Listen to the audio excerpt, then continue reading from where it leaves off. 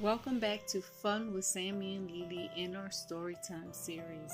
Today we will be reading The Biggest, Most Beautiful Christmas Tree. This story was written and illustrated by Amy Rosenberg. Nestled deep in a thick forest, there was a great fir tree. Animals made cozy homes in the sturdy trunk. Mr. and Mrs. Field Mouse lived downstairs. Old Gray Acorn the squirrel lived upstairs, and in between dwelt the chipmunk family, Mom, Dad, little Nina, and Nutley. Life in the big fir tree was happy all year round, but when Christmas came, the tree animals always felt sad, and the chipmunk children were saddest of all. Every year they baked special Christmas cookies. They hung up stockings and waited for Santa to fill them with goodies, but Santa never came. This year the children were sadder than ever, so Mom and Dad Chipmunk decided to give a Christmas party to cheer them up. They invited all the neighbors and their favorite Aunt Mim. Aunt Mim arrived with a big sack and a big smile, but the children were not cheerful. "It's nearly Christmas," boomed Aunt Mim. "Why are you so glum?" Little Nina sadly explained. "Every year we bake cookies," she said. "We hang our stockings, we wait for Santa, but he never comes." "We think he doesn't like us," sniffled Nutley. "Nonsense," declared Aunt Mim, who was very wise. "He probably doesn't even know you're here, tucked away in this huge tree. Why, from his sleigh up in the sky, your home looks like just another tree in the forest. I have an idea, and you all must help." The children's eyes sparkled with hope. Aunt Mim began to empty her sack. There were huge bolts of red ribbon, a big roll of gold foiled, and balloons and berries and bells that jingled. "Now," said Aunt Mim, "let's go outside and turn this big old fir tree into the biggest, most beautiful Christmas tree in the world, so Santa can't miss it. Hurry! Tonight is Christmas Eve."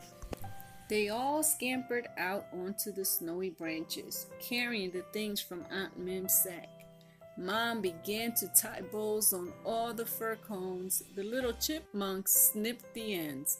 Dad was up top, fashioning a big gold star out of foil. Old Gray Acorn busily blew up balloons and tied them to the branches. Then Mr. and Mrs. Field Mouse painted dots, stars, and candy cane stripes on the balloons. Little Nina and Nutley helped by painting a funny Santa on one red balloon. It made everyone giggle.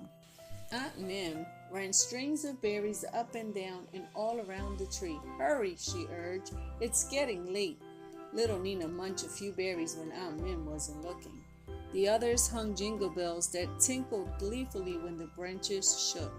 Nutley jumped up and down to make sure that when Dad's gold star was placed on top, the tree was finished. It glowed in the moonlight. All the animals of the forest came to admire it. "Ours is truly the biggest, most beautiful Christmas tree in the world," exclaimed little Nina and Nutley. "Santa will surely find you now," Aunt Mim said with a laugh. Everyone went to bed early that night. They were tired from their hard work. Old Gray Acorn fell asleep in his big, easy chair. Mr. and Mrs. Field Mouse snuggled under their warm quilt. Mom and Dad snoozed in their nightcaps, and Aunt Mim snored by the stove.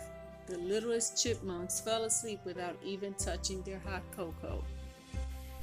The children awoke early to find the house filled with toys and gifts, their stockings bulged with goodies. "It worked!" shrieked the children, dancing up and down. "Santa has found us at last! Hooray, hooray!" Their joyous squeals roused everyone. The neighbors heard them and arrived with gifts of their own. "After all these years," declared Old Gray Acorn, "Christmas has come to this old tree." Dad brought out special Christmas cookies and tea, and the children shared the goodies with their friends. Everyone raised a cup and drank a toast to Christmas and to wise Aunt Mim, who just smiled her big smile. Thanks to her, Santa would always find the animals' tiny home in the biggest, most beautiful Christmas tree in the world. The end.